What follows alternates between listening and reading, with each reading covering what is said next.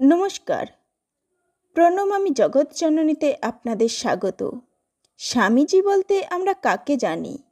যে কোনো সাধু পুরুষের নাম স্বামী উপাধি দিয়েই শুরু হয়, কিন্তু পরম্পরাগতভাবে রামকৃষ্ণ সংঘে স্বামী বিবেকানন্দকেই স্বামীজি বলে ডাকা হয়।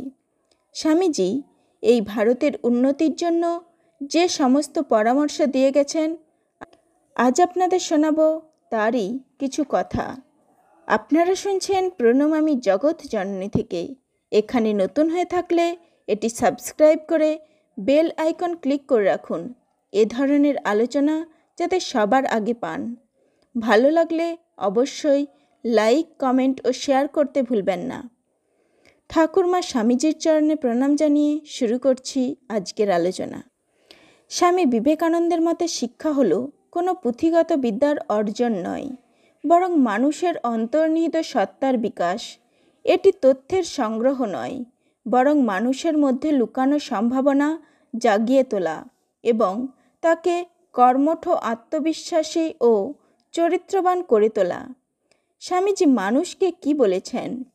তিনি বলেছেন, জনসাধারণ তাদের ব্যক্তি স্বাতন্ত্র্য হারিয়ে ফেলেছে, অর্থাৎ তারা ভুলে গেছে তারা মানুষ।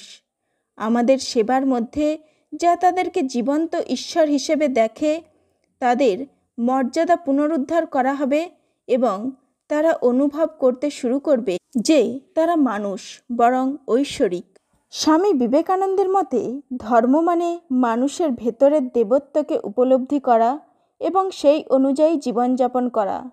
তিনি মনে করতেন, ধর্ম মানুষকে সৎ পথে চলতে এবং সমাজের কল্যাণে কাজ করতে উৎসাহিত করে।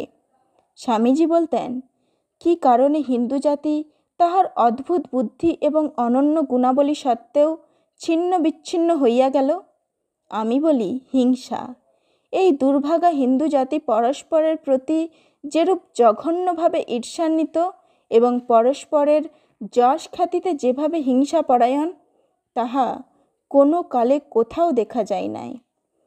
তিনি আরও বলছেন, আমার লক্ষ্য কেবল ভেতরের আত্মতত্ত্বের দিকে। সেইটি যদি ঠিক হয়ে যায় তবে আর সবই ঠিক হয়ে যাবে, এই আমার মত। আবারও ঠাকুরমা স্বামীজির চরণে প্রণাম জানিয়ে আজ এখানেই শেষ করছি। ধন্যবাদ।